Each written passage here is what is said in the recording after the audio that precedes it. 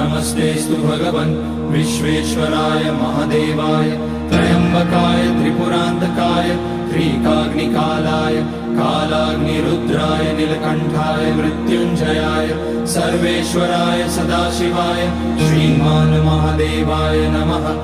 ॐ नमः शम्भवाय च मयोभवाय च नमः शङ्कराय च मयस्कराय च नमः शिवाय च शिवतराय च। ॐ त्र्यम्बकं यजामहे सुगन्धिं पुष्टिवर्धनम् उर्वारुकमिव बन्धनान् मृत्योर्मुक्षीयमामृतात्। नागेन्द्रहाराय त्रिलोचनाय भस्माकराय महेश्वराय नित्याय शुद्धाय दिगम्बराय तस्मै नकाराय नमः शिवाय। मन्दाकिनी सलिलचन्दन चर्चिताय नन्दीश्वर प्रमथनाथ महेश्वर